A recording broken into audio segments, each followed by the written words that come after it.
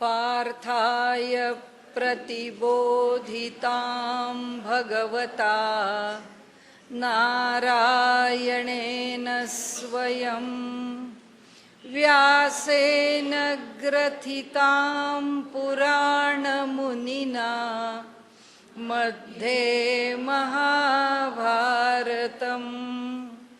अद्वैतामृतवर्षिणीं भगवतीम् अष्टादशाध्यायिनीम् अम्ब त्वामनुसन्दधामि भगवद्गीते भवद्वेषिणीम्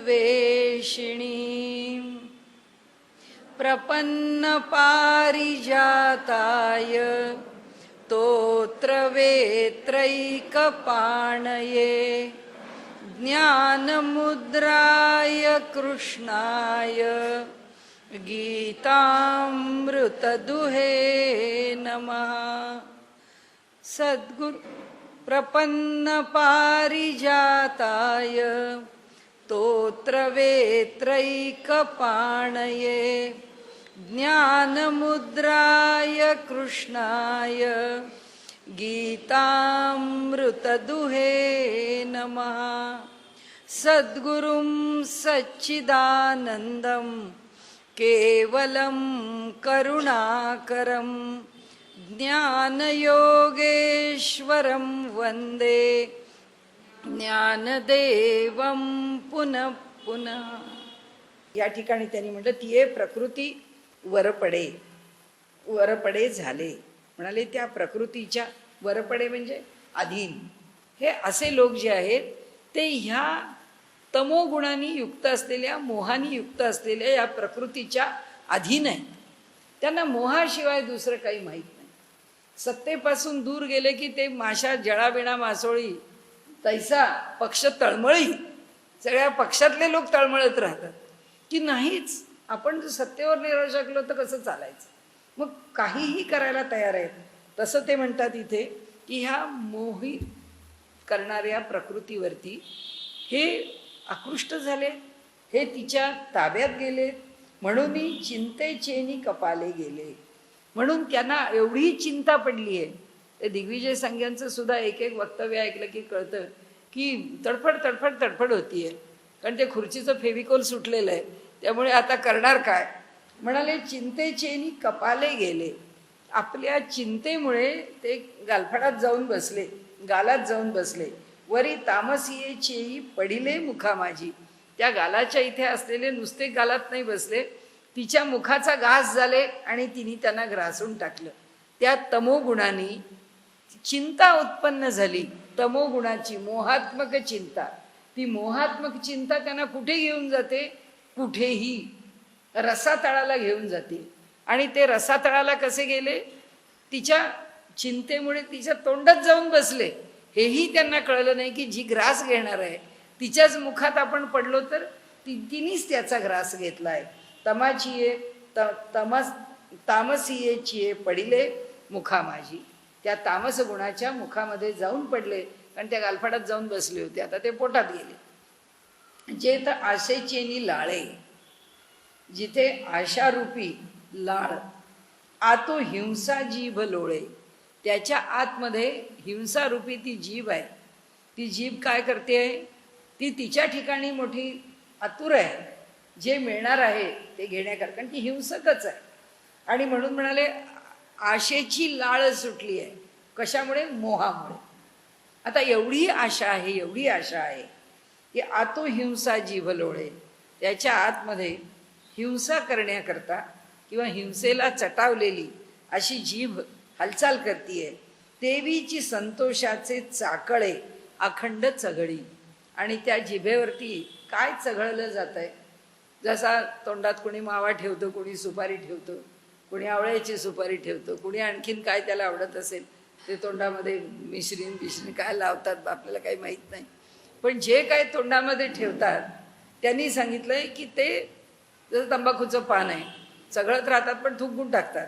पण त्यांनी सांगितलंय की चघळण्याकरता जे मुखामध्ये ठेवलं आहे, काय चघळतं आहे, संतोष. म्हणाले ती तामसी संतोषाला चघळून गिळून टाकते आहे. त्याच्या ठिकाणी संतोष म्हणून तुम्हाला कधी मिळणार नाही. अशा प्रकारे तमोगुणांनी आवृत्त असलेला आणि राक्षसी निशाचरी विचार करणारा असा स्वार्थी मनुष्य जो आहे त्याला कधीच सुख मिळणार नाही. माऊलींनी पुष्कळ त्यांच्या स्वभावाला सोडून खूप लिहिलंय. संतोषाचे चाकळे अखंड चघळी, कायम संतोष चघळून तो गिळून टाकतो.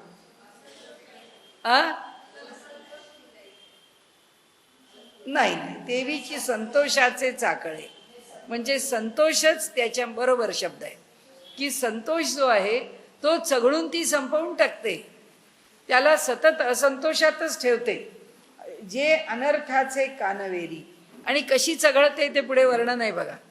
तिचे जे ओठ आहेत ते एवढे रुंद आहेत की त्या ओठांची हालचाल ती कानापर्यंत, म्हणजे इतके ओठ हाकवून ते दूर करून ती जी चावती आहे अनर्थाची ओठाची टोकं इतकी लांब गेली आहेत कानापर्यंत. म्हणजे कशावरनं झालं हे? आकर्ण नेत्र, सुंदर डोळ्यांचं वर्णन आहे की डोळ्यांचा आकार कुठपर्यंत लांब आहेत, विशाल नेत्र कुठपर्यंत आहे, आकर्ण आहेत, जणू काही कानाला जाऊन भेडावेत इतके कर्ण, इतके नेत्र सुंदर आहेत. आता इथे ही राक्षसी आहे, हिचं काय एवढं आकर्ण आहे, तिचे ओठच आकर्ण आहे, एवढा तिचा जबडा रुंद आहे, एवढा मोठा जबडा आहे की ते कानापर्यंत जाऊन पोचलेत आणि ती त्या टोकापर्यंत ते चघळतीये. वर्णन फार त्यांनी हे केलेलं आहे. जे अनर्थाचे कानवेरी, जो अनर्थ आहे त्याच कानाची ही जी म्हणजे दिशा, कानवेरी कानाची दोन टोकं, आवाळू ते चाटीत निघे बाहेरी. ही आवाळू म्हणजे ओठाची टोकं, ह्यांना ती चाटते आहे आणि निघे बाहेरी. ती कशी करते म्हणजे तिच्या ठिकाणी तो जो ती जी जीभ आहे ती जीभ आशेची ये लाळे, आतो हिंसा जीभ लोळे. ही एवढी इतक्या लांबवर फिरते मुखामध्ये आणि तिची प्रवृत्ती सांगितली वर्णन करून करून. आवाळू ते चाटीत निघे बाहेरी, त्या दोन्ही ओठांच्या टोकांना चाटत ती बाहेर येते जीभ. जे प्रमाद पर्वतीची दरी सदाची मातली. म्हणजे प्रमाद कसे आहेत? त्या प्रमाद पर्वतीची दरी, प्रमादरूपी पर्वताच्या ठिकाणी दरी आहे आणि ती दरी कशी आहे? सदाची मातली. त्या ठिकाणी अत्यंत माज ज्याला म्हणतो, तो माज ज्याच्या ठिकाणी आहे तो प्रमाद किती करतो? पर्वता एवढे, पर्वता एवढे प्रमाद आहेत आणि सगळं पडायला किंवा त्याच्यात नाशाला काय? खोल दरी आहे. पर्वताच्या शेजारीच हिमालयात आपण पाहतो एका बाजूला एवढा मोठा हिमालय आणि दुसऱ्या बाजूला तेवढीच खोल दरी आहे.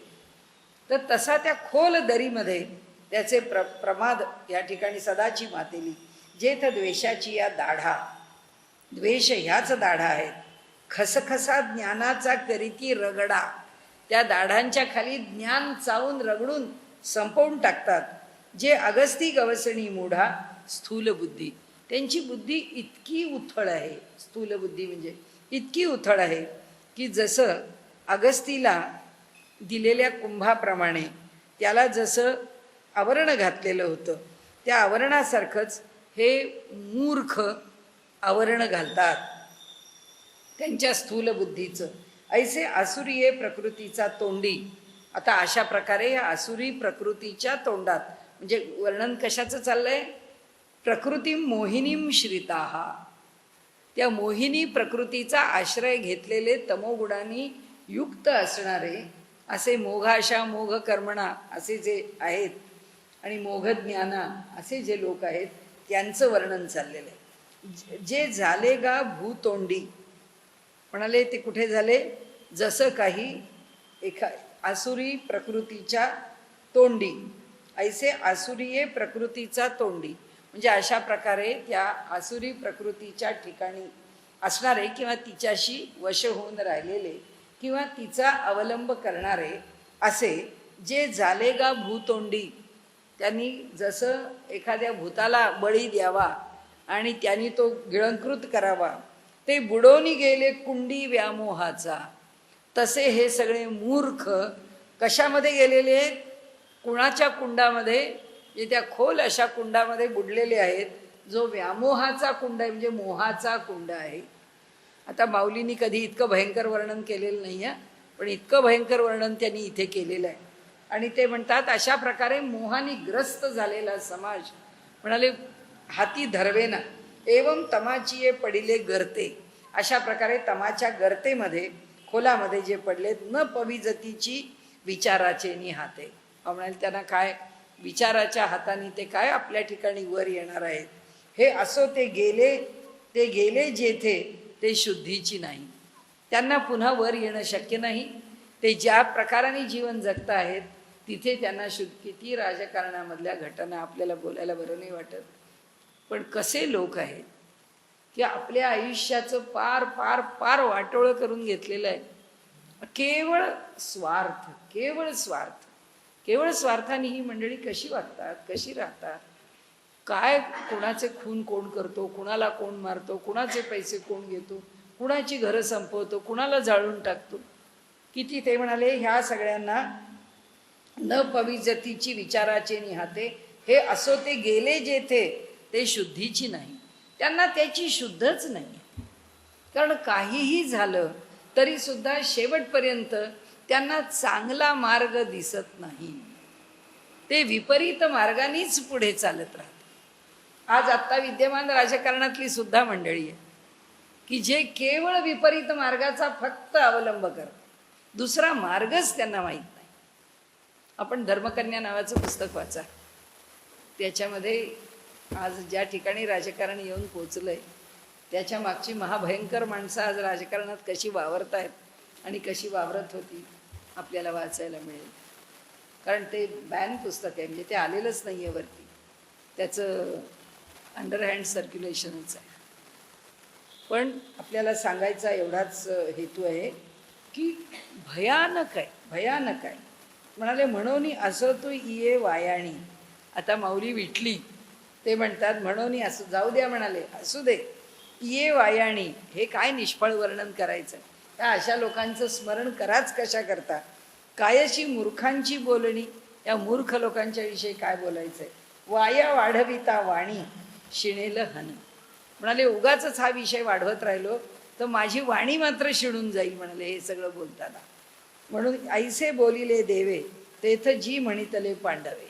भगवंतांनी असं सांगितलं की बस बाबा आता हे नको बोलावंस, नाही वाटत आहे मला बोलावंस. अर्जुन म्हणतो जी तुम्ही काय म्हणताय महाराज मला मान्य आहे, नका बोलू आता, तुम्हाला नको वाटलं तर. ऐके जेथ वाचा विसवे. आता अर्जुना तू ऐक की जिथे वाणी विश्रांती घेऊ शकते, जिथे वाणीला विश्राम मिळतो, जिथे वाणीला समाधान मिळतं, ती साधू कथा आता ऐक. त्या साधूंच्या विषयीचं निरूपण मी तुझ्यासमोर करतो. आता हे सगळं सोडून दे, विसरून जा, याच्यामध्ये तू पडू नकोस. आणि म्हणाले मी तुला आता ते वर्णन करून सांगतो. आता इथे सुरू झालं महात्मा नस्तु माम पार्थ दैवीं प्रकृतीमाश्रिताः भजन्त्यनन्य मनसो ज्ञात्वा भूतादिम अव्ययम किंवा भूतादिम व्ययम. इथे त्याने महात्मा नस्तु माम पार्थ म्हणाले जे महात्मा लोक आहेत, जे श्रेष्ठ लोक आहेत, अस्तु माम पार्थ, हे पार्था जे मला जाणून आहेत, दैवीं प्रकृतीम आश्रिता, या प्रकृतीचं जे दैवी रूप आहे त्या दैवी रूपाचा आश्रय करून जे राहतात, तिच्या सात्विक भावाचा आश्रय करून जे राहतात, तिच्या अलौकिक भावाचा आश्रय करून जे राहतात, त्यांच्याविषयी तुला सांगतो.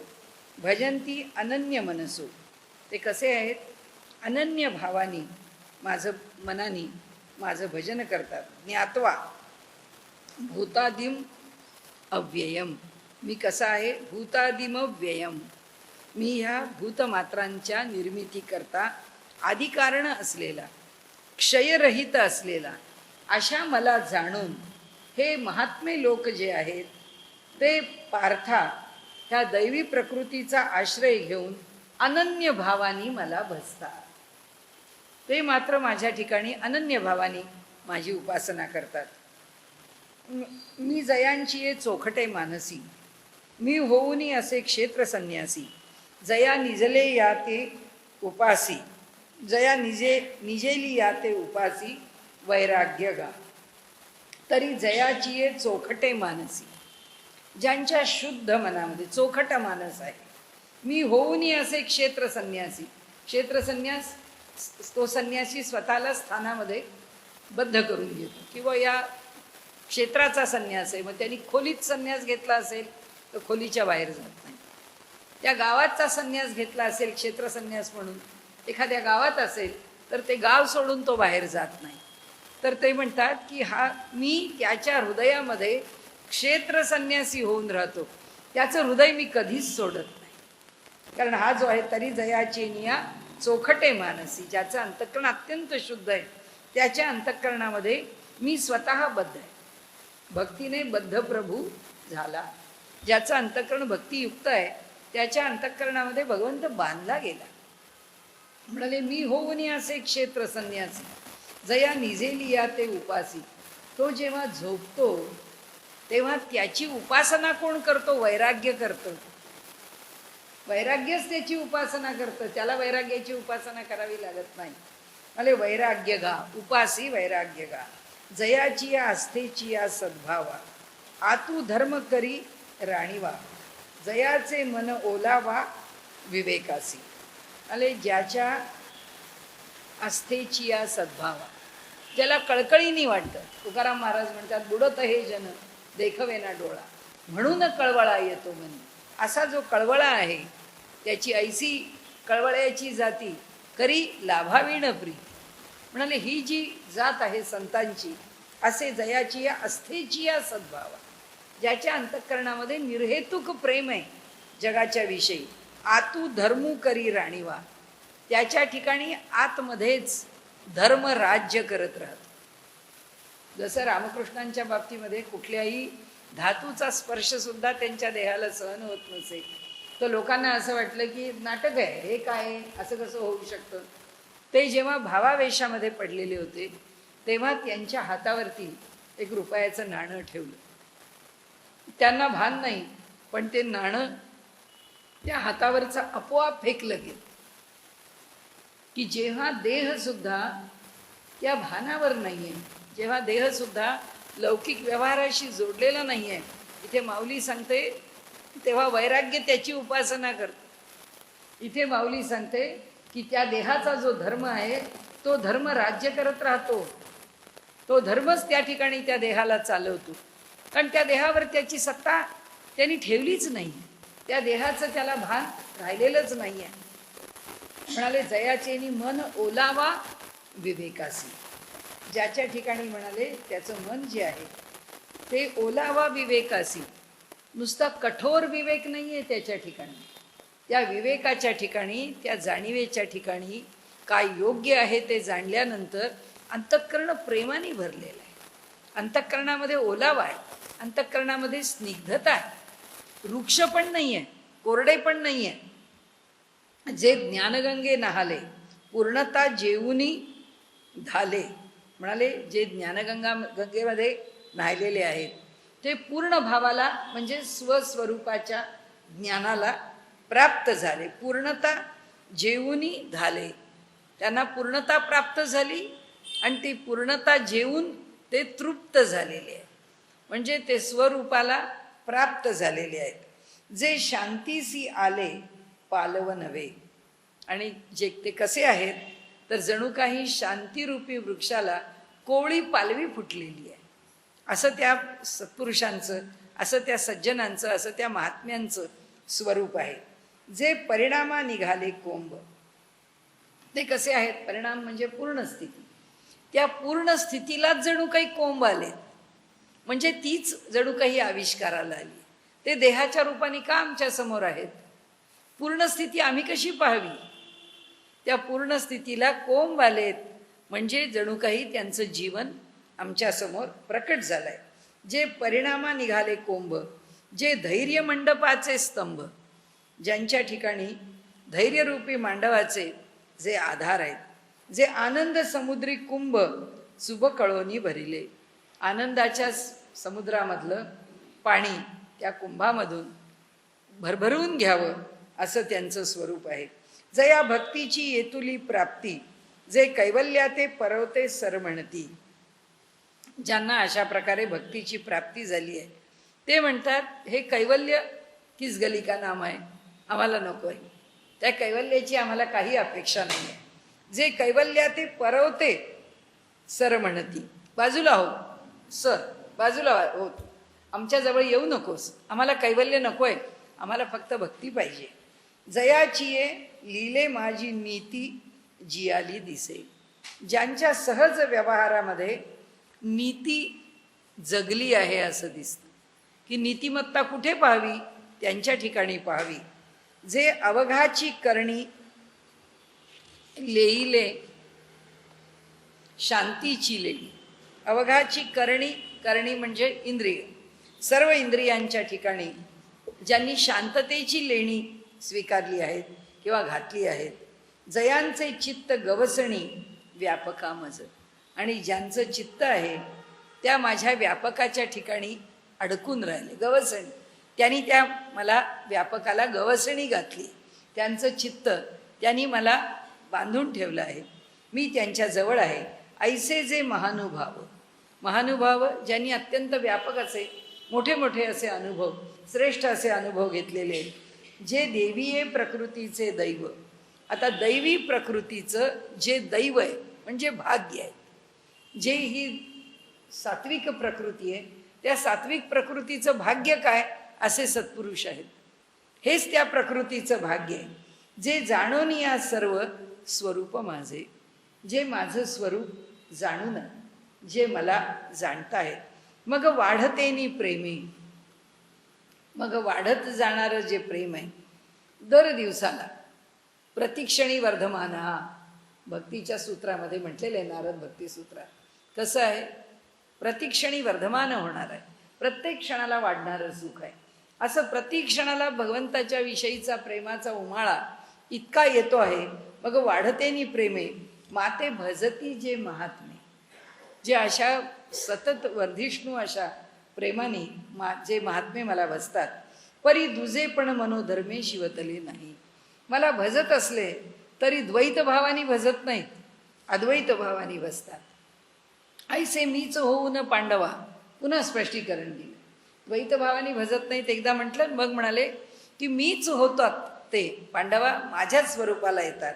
करी ती माझी सेवा, परी नवलावो तो सांगावा असे ऐक. आणि मग माझी ते सेवा करतात. आता त्याचं नवल तुला सांगतो म्हणाले, त्याचं मोठेपण आता मी तुला सांगतो. सततम कीर्तयंतो माम यतंतश्च दृढव्रताः नमस्यंतश्च माम भक्त्या नित्ययुक्ता उपासते. सगळे याच्यात घेतले. जे सतत माझं संकीर्तन करतात, माझं नामस्मरण करतात, जे स्वतःच्या ठिकाणी खूप नियंत्रण करून दृढव्रती असे ध्यानाचा मार्ग, अष्टांग योगाचा मार्ग अवलंबतात, किंवा जे वंदन भक्ती मला सातत्याने नमस्कार करतात, अत्यंत भक्तीने मला नमस्कार करतात, नित्ययुक्त होऊन नित्य माझ्याशी जोडले जाऊन माझी उपासना करतात. आता त्या महात्म्यांचं वर्णन सांगतात. मार्ग कोणताही असेल म्हणाले, कदाचित कीर्तनाचा मार्ग असेल, कदाचित योगाचा मार्ग असेल, कदाचित भक्तीचा मार्ग असेल, पण कोणत्याही मार्गाने असले तरी ते सतत माझ्याशी युक्त होऊन माझी उपासना, माझी भक्ती करतात. तरी कीर्तनाचे नि नटनाचे नाशिले व्यवसाय प्रायश्चित्तांचे, जे नामची नाही पापाचे ऐसे केले. म्हणाले कीर्तनाला उत्कर्ष आणला. आपल्याला माहिती आहे चैतन्य महाप्रभू नाम वाटत फिरले, भगवंताचं नामस्मरण करत फिरले. एक जय जय रामकृष्ण हरीचा जप संकीर्तन करत तुकाराम महाराजांनी रात्रीच्या रात्री काढली आहे. त्यांना त्याच शब्दात त्याच नामात इतकी गोडी आहे. म्हणाले त्याचा इतका उत्कर्ष केला आहे. नाशिले व्यवसाय प्रायश्चित्तांचे, हे असं काही पुण्य उभं केलं की त्यामुळे म्हणाले चूक झाली आणि प्रायश्चित्त घ्यावं लागलं, असं आता होईच ना. आणि त्यामुळे प्रायश्चित्ताचा व्यवसाय बंद पडला. आता कोण प्रायश्चित्त घेणार, कारण सगळेच त्या कीर्तनामध्ये रंगले. जे नामची नाही पापाचे ऐसे केले, की जिथं पापच शिल्लक राहिलं नाही पाप नावाची गोष्टच राहिली नाही, पाप हा शब्दच राहिला नाही, असं करून टाकलं. यमदमा अवकळा आणली. म्हणाले यम जो आहे, अहिंसा, सत्य, अस्तेय, अपरिग्रह, ब्रह्मचर्य, दमन आहे इंद्रियांचं, या सगळ्यांना अवकळा आणली. कारण त्या नावामध्ये इतकी गोडी आहे की ह्या इतर गोष्टी करायची गरजच उरली नाही. तीर्थे ठायावरूनही उठवली. म्हणाले पाप नाहीशी करणारी तीर्थक्षेत्र आहेत. माणूस म्हणतो पाप केलंय, आता तिथं जावं, काहीतरी पुण्य संपादन करावं. आता म्हणाले त्या तीर्थक्षेत्राला जातो कोण? कारण पापच करत नाही, तर तिथं जाऊन पापाचं क्षालन करायचं आहे कशा करता? पाप धुवायचं कारणच उरलं नाही. यमलोकीची खुंटली रहाटी अवघी. यमाच्या दरबारामध्ये आता कुणीच जाईना, यमलोक सगळा ओस पडला. म्हणाले यमू म्हणे काय यमावे. आता यमराज म्हणतात कुणाचं नियमन करावं? दमू म्हणे कवणा ते दमावे. आता हा यमू म्हणजे यम, अष्टांग योगामधला यम, तर त्यांनी काय यमावे म्हणजे अहिंसा, म्हणजे काया वाचा मनाने करायची. काया वाचा मन सगळं तिथंच लागलेलं आहे, तर काय करावं? सत्य माहीतच नाही एका भगवंताच्या नामाशिवाय, तर सत्याकरता यम म्हणजे सत्याचं व्रत पालन कसं करावं? महाव्रत आहेत, पण ही महाव्रत तरी कशी आचरली जातील? कारण महाव्रत आचरण्याकरता सुद्धा मन नावाची वेगळी गोष्ट पाहिजे ना. म्हणाले राहतच नाही. भगवंताच्या भजनामध्ये ती एकरूप होऊन गेलेलं आहे मन. म्हणून दमू म्हणजे कवणा ते दमावे, कुणाचं नियंत्रण करावं? तीर्थे म्हणती काय खावे, कारण तीर्थक्षेत्रांना सगळ्यांचं पाप खायची सवय झालेली होती. आता कुठे पापच येईना त्या तीर्थक्षेत्रावर, तर ते म्हणाले आता आम्ही काय खावं, आम्हाला खायला काहीच राहिले नाही. दोष ओखदासी नाही, औषधाला सुद्धा कोणी दोषी राहिला नाही. म्हणाले तर काय तिथे आमच्या तीर्थक्षेत्राला येऊन घडावं? ऐसे माझे नि नामघोषे, असा माझा नामघोष नाही करीती विश्वाची दुःखे. सगळ्या विश्वाचं दुःख दूर करणार आहेत. माऊलींची आशा बघा, उगाच त्यांनी नाही म्हटलंय आता विश्वात्मके देवे येणे वागेज्ञे तोषावे. जो जे वांछील तो ते लाव. फार अंतःकरण कोळं आहे त्यांचं. ते म्हणतात की नाही करीती विश्वाची दुःखे, सगळी दुःख नाहीशी करून टाकतात. अवघे जगची महासुखे दुमदुमीत भरले. या जगामध्ये सुख फक्त कोंडून राहील, त्या जगात सुखाशिवाय दुसरं काही शिल्लक उरलं नाही. ते पहाटे विण पहावीत. अहो म्हणाले सूर्य कशाला उगवायला हवाय? त्यांच्या ज्ञानप्रकाशामध्ये सगळे लोक पाहतायत. अमृते विण जीववित, अमृताशिवाय लोकांना जीवदान देत आहेत. योगे विण दावित कैवल्य डोळा, योगाचा अभ्यास न करताच कैवल्याची प्राप्ती करून देत आहेत. परी राया रंका पाड धरून. आणि एवढं सगळं करत असताना सुद्धा हा श्रीमंत आहे, हा गरीब आहे, हा भेद त्यांच्याकडे नाही. नेणती सानिया थोरा कडसणी करू, हा मोठा आहे हा लहान आहे हा भेद ते करत नाही. एकसरे आनंदाचे आवारू होत जगा. ते एकसारखं असा आनंदाचा कोट या जगाला म्हणजे हे सगळं जग आहे, या जगाला असा काही कंपाऊंड वॉल घालतात या संबंध जगाला की ज्याच्या आत फक्त आनंद आहे. आनंदाचीच कंपाऊंड वॉल घातली आहे, जगाच्या आतमध्ये फक्त आनंदच ठेवलाय, बाकी कुणालाही आतमध्ये प्रवेश दिलेला नाही. कोट म्हणजे घातलेली भिंत, गावकूस, गावाची मर्यादा ज्यांनी घातली जाते ती. अशी म्हणाले एकसरे आनंदाचे आवारू होत जगा, काही एकाधेनी वैकुंठा जावे. अहो आत्तापर्यंत कुणीतरी म्हणायचं की कुणी एक वैकुंठाला गेला, फार मोठा संत झाला, ते तीही वैकुंठची केले अवघे. म्हणाले जिथे माणसं आहेत ते सगळं त्यांनी वैकुंठच करून टाकलं. ऐसे नाम घोष गौरवे धवळले विश्व. म्हणजे अशा प्रकारे नामाचा घोष त्यांनी असा केलाय, असं कीर्तन केलंय की हे सगळं जग जे आहे ते सगळं शुभ्र होऊन गेलंय, स्वच्छ होऊन गेलंय, उत्तम होऊन गेले. तेजे सूर्य तैसे सोज्वळ परी तोही अस्तवे हे किडाळ. आता म्हणाले यांचा मोठेपणा कुणाशी तुलना करू? सूर्याशी करू? म्हणाले सूर्य एवढा प्रकाश देतो म्हणून, पण अहो सूर्याला दोष आहे हो, तो अस्ताला जातो. हे किडाळ म्हणजे त्याच्या ठिकाणचा दोष आहे. चंद्र संपूर्ण एखादे वेळू, चंद्र तर म्हणाले फक्त पौर्णिमेलाच पूर्ण उगवतो, बाकी कलाकलांनी तो लहान मोठा होत राहतो, त्याच्याहीकडे दोष आहे.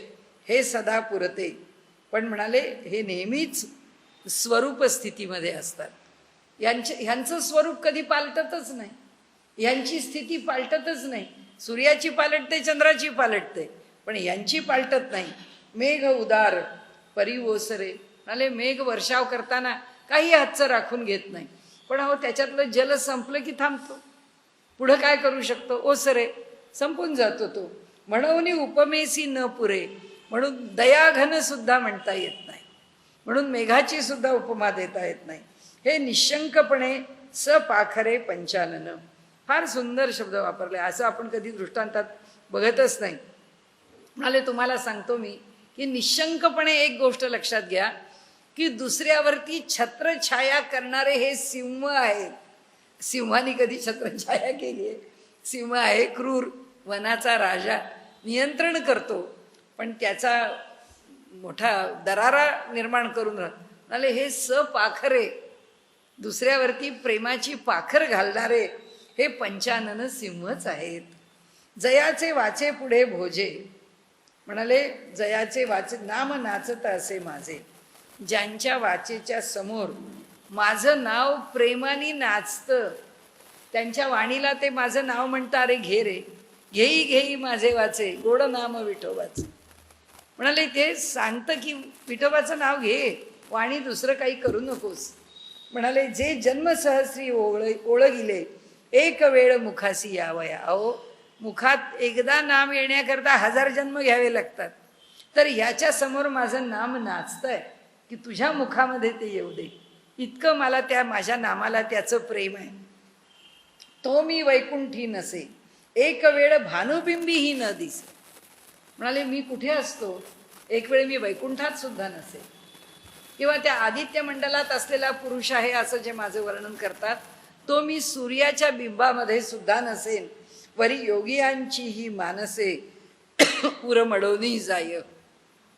क्वचित मी योग्यांच्या सुद्धा अंतःकरणातनं केव्हा पळून जाईन योग्यांना कळणार नाही, मी तिथेही असणार नाही. मग मी कुठे असेन, परी तयापाशी पांडवा मी हारपला घेऊन सावा. मला जर शोधायची वेळ आली तर ह्या सर्व ठिकाणी जरी मी नाही सापडलो तरी हरवलेला मी तुम्हाला कुठे सापडेन, जेथ नामघोषू बरवा करीती जे माझे. जिथे माझा अखंड नामाचा घोष चालू आहे तिथे मात्र मी नक्की सापडेन, बाकी मी कुठे सापडणार नाही. कैसे माझा गुणी झाले देश काळा ते विसरले, कसे माझ्या गुणांनी तृप्त झाले आहे ते महात्मे. देशाचं कालाचं भान विसरून गेलेले आहेत. कीर्तन सुखे झाले आपण पाची, आणि या कीर्तनाच्या सुखामध्ये स्वरूपाची प्राप्ती करून राहिलेले आहेत, स्वस्वरूपामध्ये स्थित आहेत. कृष्ण विष्णू हरी गोविंद या नामाचे निखळ प्रबंध. म्हणाले ही जी नामं आहेत ही नामाचे प्रबंध, त्याच्यावरती त्यांनी किती काम केलं आहे, रिसर्च वर्क, प्रबंध लिहिला आहे त्याच्यावर. असं त्यांनी जे काम केलं आहे ते काम असं आहे की त्या एकेका नामातून त्यांच्याकडूनच ऐकावं की कृष्ण ह्या नामाची काय गोडी आहे, त्यांच्या मुखात गोडी आहे. म्हणून त्यांनी सांगितलं की वाचेच्या पुढे माझं नाम नाचतंय त्यांच्या वाणीवर येण्याकरता. कारण भगवंत कसा रसो वैसा, त्याचा जो मधुर रस आहे तो यांच्या वाणीवर आहे, आणि त्या प्रत्येक नामाला ती मधुरता यांनी दिली आहे. आणि म्हणाले कृष्ण विष्णू हरी गोविंद या नामाचे निखळ प्रबंध, विशुद्ध प्रबंध आहे, विशुद्ध स्वरूपाचा आहे.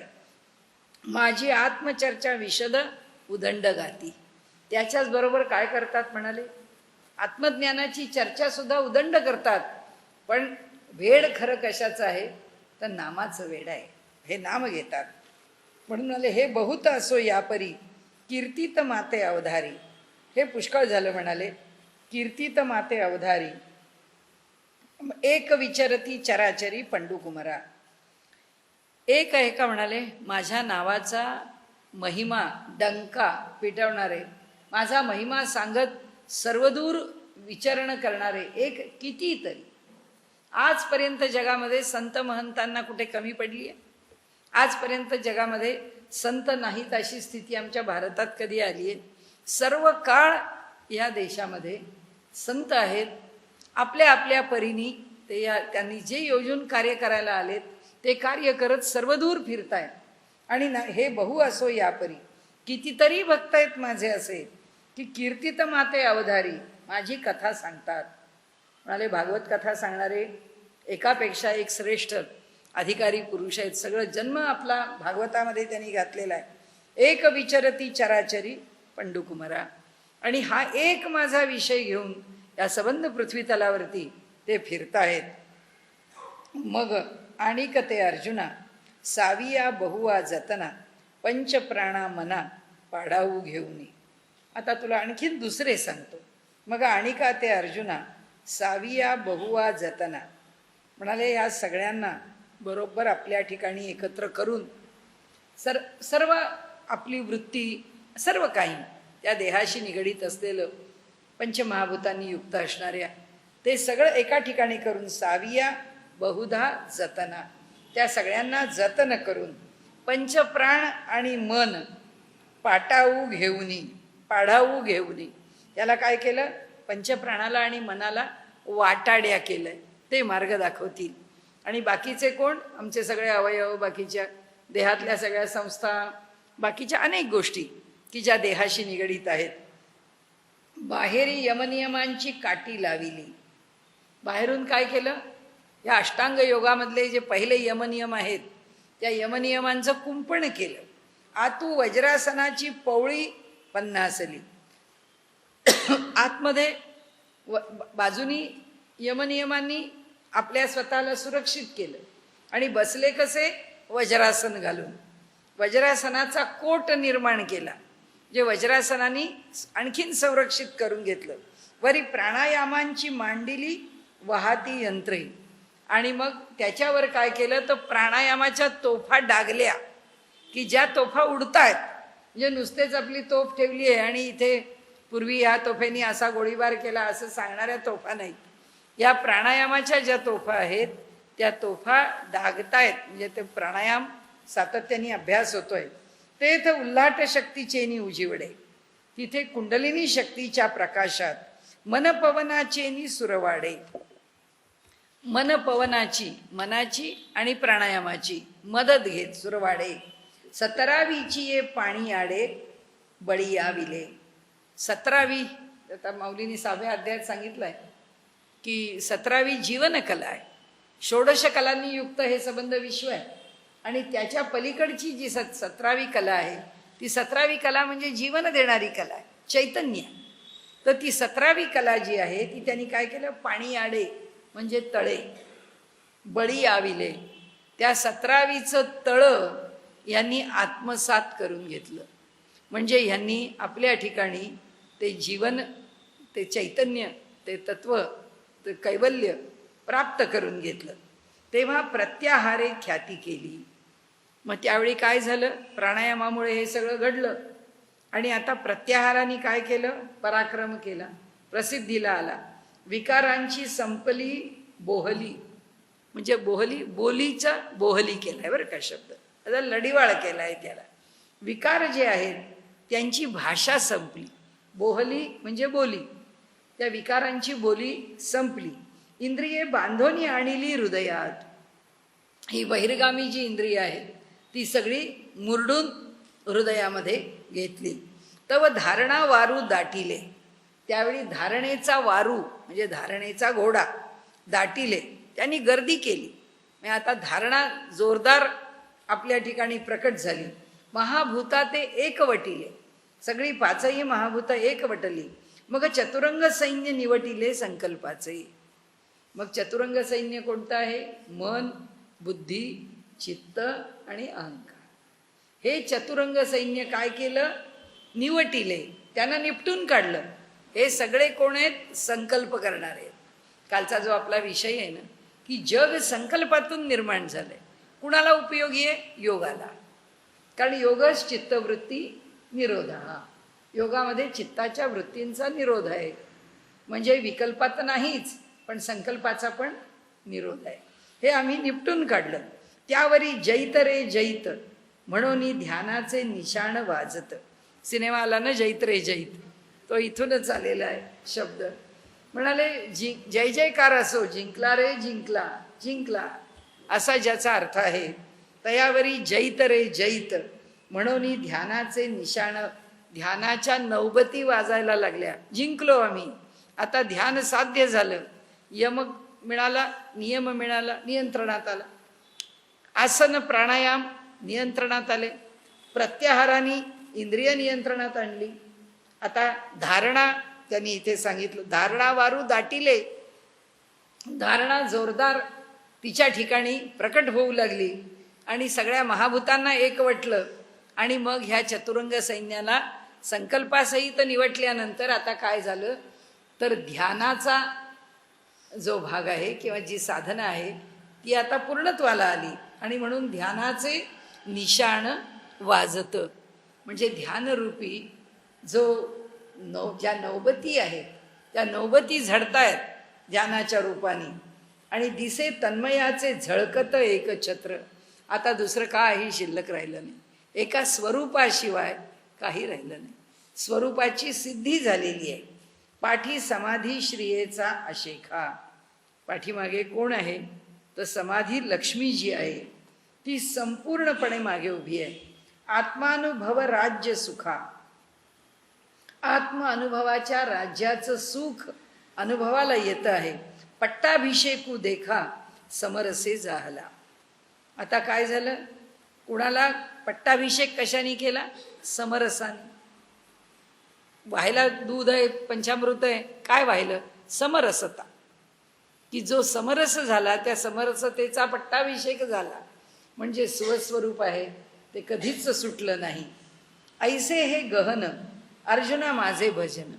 हे जे ध्यानाचं भजन आहे ते फार गहन आहे बरं का, ते फार गूढ आहे बरं का, अवघड आहे. आता ऐके सांगेन जे करीती एक. आता म्हणाले मी तुला सांगतो की जे आणखीन काही करतात ते सांगतो. तरी दोन्ही पालव वेरी जैसा एक तंतू अंबरी तैसा मी वाचून चराचरी जाणती ना. हे सोड म्हणाले. तुला पहिला कीर्तन करणाऱ्यांचा भाग सांगितला, दुसरा तुला मी ध्यानाच्या मार्गाने अष्टांग योगाने जाणारा सांगितला. आता तिसरा सांगतो म्हणाले, दोन्ही पालव वेरी. पालव म्हणजे पदर. दोन्ही पदर जर घेतले तर त्या दोन पदरांच्या मध्ये काय आहे, जैसा एक तंतू अंबरी. जसा एकच धागा त्या वस्त्रामध्ये, आतला पदर घेतला बाहेरचा पदर घेतला तरी सुद्धा धागा एकच आहे. साडी आतल्या पदराला कॉटनची आणि बाहेरच्या पदराला सिल्कची आहे नाही म्हणत. त्याच्यामध्ये साडी सुती म्हणजे सगळी साडी सुतीच आहे. तैसा मी वाचून चराचरी जाणती ना. तसे ते माझ्याशिवाय ह्या चराचर विश्वामध्ये दुसरं कोणी आहे हे जाणतच नाही. आदी ब्रह्मा करुनी शेवटी मशक धरुनी. ब्रह्मस्तंभ पर्यंत, अगदी ब्रह्मदेवापासून शेवटच्या चिलटापर्यंत सगळे माझी समस्त हे जाणोनी स्वरूप माझे. मलाच जाणतात, मलाच पाहतात. हे तिसऱ्या प्रकारचे आहे की जे माझ्याशिवाय ह्या जगामध्ये वेगळं काहीच पाहत नाहीत. म्हणाले मग वाढ धाकुटे न म्हणती. मोठा लहान म्हणत नाहीत. सजीव निर्जीव नेणती त्याच्यात भेद करत नाहीत. देखील वस्तू उजू लुंटी ती मीची म्हणोनी. आणि जे जे काही पाहतात ती वस्तू मी आहे म्हणूनच त्या ठिकाणी पाहतात, स्वीकारतात. आपुले उत्तमत्व नाठवे. त्यांना आपलं मोठेपण आठवत नाही. पुढील योग्यायोग्य नेणवे. समोरची व्यक्ती योग्य आहे का अयोग्य आहे त्यांना बघायची गरज वाटत नाही. एकसरे व्यक्तिमात्राचे नावे नमूची आवडे. त्यांना जे दिसतं आहे, जे जे भेटे भूत तयामानी भगवंत, ते केवळ भगवंत रूप पाहतात. त्यांना जे दिसतं ते लहान आहे मोठं आहे असं त्यांना वाटतच नाही. जे काही दृष्टीला पडतं आहे त्याच्या ठिकाणी त्यांचं साष्टांग दंडवत आहे. त्याच्या ठिकाणी त्यांचं सर्व भावानी अनन्य भावानी दंडवत आहे. म्हणाले नमूची आवड आहे. त्यांना नमस्कारच करायला आवडतं. जे दिसेल त्याला ते नमन करतात. जैसे उंची उदक पडिले. फार सुंदर दृष्टांत दिले. म्हणजे जसं उंचावरून पाणी खालीच पडतं ते तळवटावरी ये उगेले, ते खालच्या बाजूला जसं येतं तैसे नमीचे भूत जात देखिले ऐसा स्वभावेची तयांचा. म्हणाले तसंच सर्व भूतजातांना पाहून त्यांना नमस्कार करावा हाच त्यांचा स्वभाव आहे. का फळली या तरुची शाखा सहजे भूमीसी उतरे देखा. पुष्कळ फळं लगडलेली आहेत झाडाला ती लगडलेल्या फळांनी त्या वृक्षाला भार झालाय आणि त्याची प्रत्येक फांदी जशी जमिनीकडे त्या भाराने झुकली जाते, तसे सहजे भूमीसी उतरे देखा, तैसे जीव मात्र आशेखा खालावती ते. तसं कोणताही जीव असो, अगदी मुंगी असो, किडा असो, तरी ह्यांच्या दृष्टीने तो श्रेष्ठच आहे. जई जगा धाकुटे होईजे तई जवळीक माझी. या जगामध्ये सगळ्यात लहान मीच आहे, माझ्यापेक्षा लहान कोणी नाहीच आहे. जगात सगळे माझ्यापेक्षा श्रेष्ठ आहेत, ही धारणा ठेवून तो सगळ्यांना वंदन करतो, नमस्कार करतो. अखंड अगर्वता होऊन असती. अंतःकरणामध्ये बिलकुल अहंकार शिल्लक राहिलेला नसतो. तया ते विनयो हेची संपत्ती. त्याच्या ठिकाणी विनयशीलता हीच संपत्ती आहे. जे जय जय मात्रे अर्पिती माझी आठाई. माझा जय जयकार करतात, माझा महिमा गातात आणि माझ्या ठिकाणी आपला विनय सुद्धा समर्पित करतात. विनयाला सुद्धा शिल्लक ठेवत नाही. तीही त्यांची विरासत आहे, तेही त्यांचं वैभव आहे असं त्यांना वाटत नाही. ती त्यांची मिराशी आहे असं त्यांना वाटत नाही. म्हणाले नमिता मानाभिमान गळाले. जेव्हा नमस्कार करतात तेव्हा मान अभिमान सगळं सुटून जातं. म्हणून अवचिते ते मीची झाले. त्यांना कुठे कळलं? त्यांना कळलंच नाही. जो जो अहंकाराची निवृत्ती करत गेले तो केव्हा मी होऊन गेले हे त्यांना कळलं नाही. ऐसे निरंतर मिसळले उपासिती. असे सातत्याने माझ्याशी एकरूप होऊनच माझी उपासना करतात, माझ्यापेक्षा वेगळे राहत नाहीत. अर्जुना हे गुरवी भक्ती. अर्जुना ही जी हे आहे गुरवी म्हणजे श्रेष्ठ, गुरु म्हणजे श्रेष्ठ, गुरवी भक्ती म्हणजे अत्यंत श्रेष्ठ अशी भक्ती. सांगितली तुझ प्रती आता ज्ञानयज्ञ यजिती ते भक्त ऐके. म्हणाले अरे ही भक्ती आता तुला सांगितली, आता ज्ञानाच्या मार्गाने कसं भजन करतात, कसं माझं स्मरण करतात, उपासना करतात ते सांगतो तुला, ऐक आता तू. आता ज्ञानयज्ञ यजिती ते भक्त ऐके. परी भजन करिता हातवटी तू जाणत आहासी किरीटी. जे मागाई या गोष्टी केली आम्ही. हे बघ म्हणाले ही ज्ञानयज्ञानी भगवंताला कसं भजावं याचं कौशल्य, हातवटी याचं कौशल्य तू जाणता आहासी किरीटी. हे अर्जुना तू जाणतो आहेस जे मागाई या गोष्टी केली आम्ही.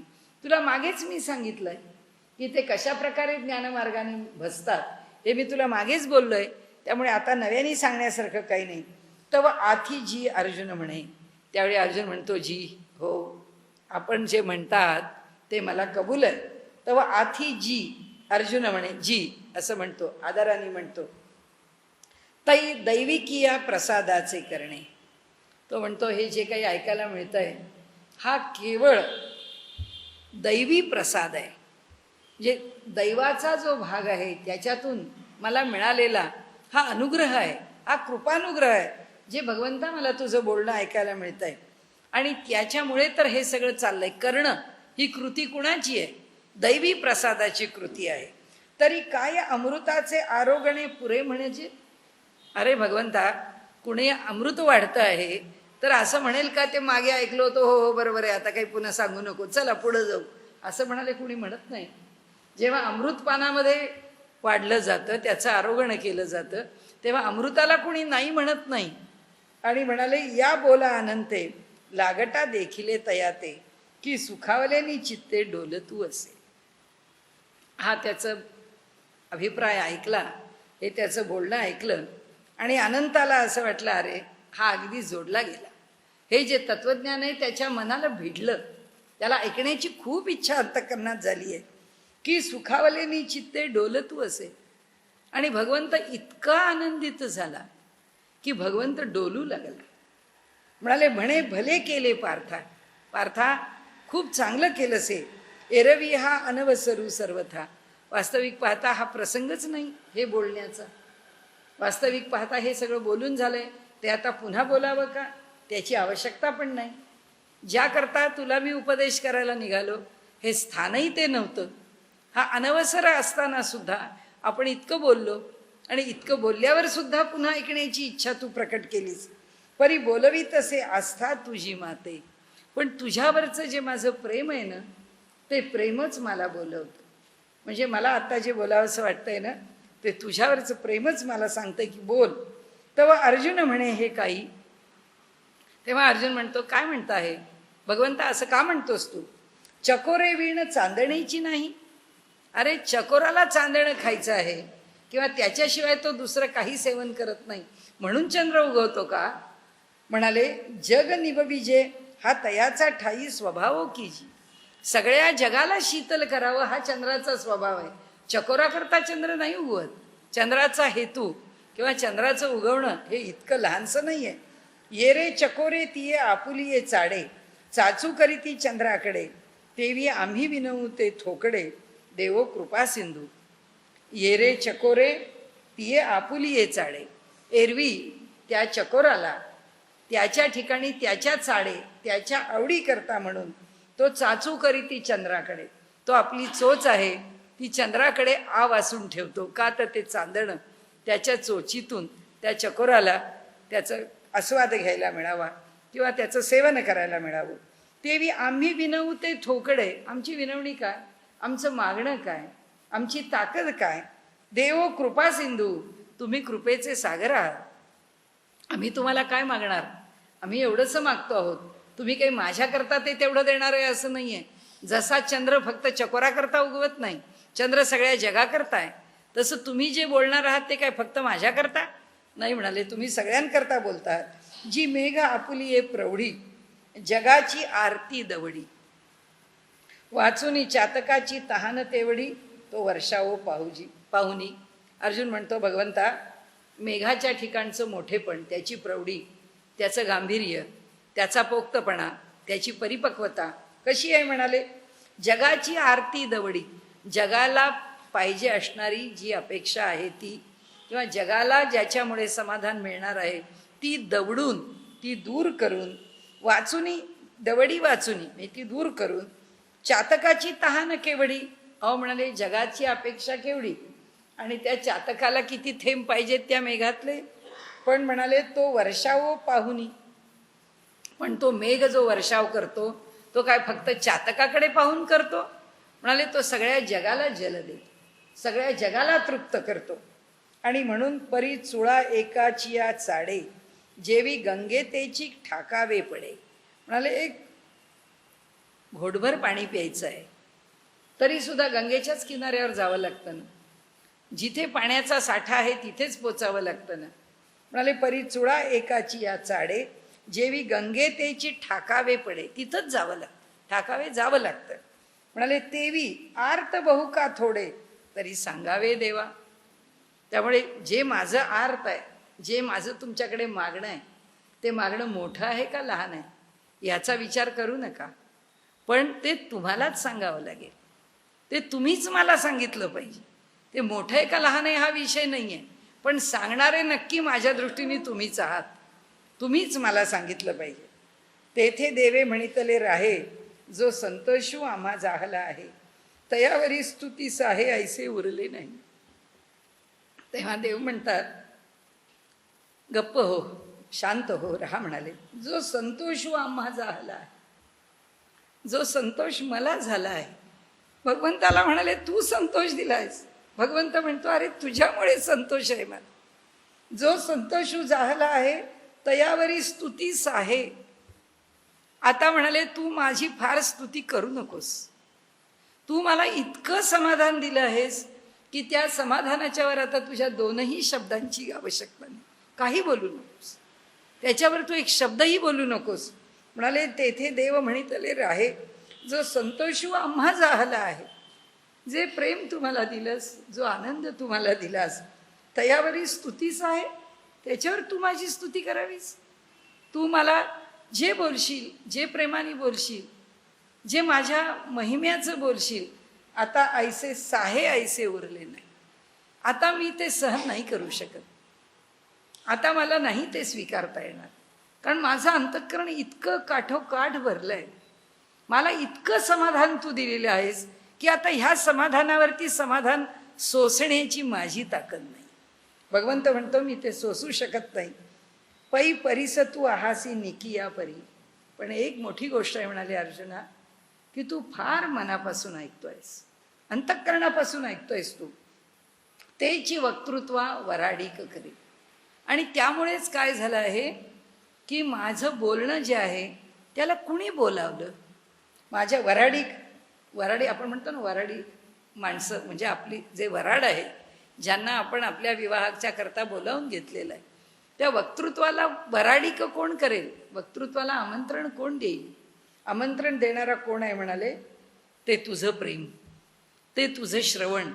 ऐसे पुरस्कारोनी श्रीहरी आदरिले बोलवू.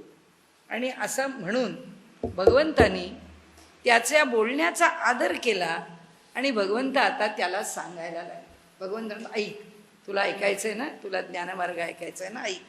म्हणून परिस तू आहासी निकिया परी तेची वक्तृत्वा वराडिक करी ऐसे पुरस्कारोनी श्रीहरी आदरिले बोलो. आणि म्हणून त्यांनी बोलण्याच्या करता ते तयार झाले. बोलण्याचा त्यांनी आदर केला. त्यांच्या वक्तृत्वाने आता पुढचा विषय सांगायला सुरुवात केली.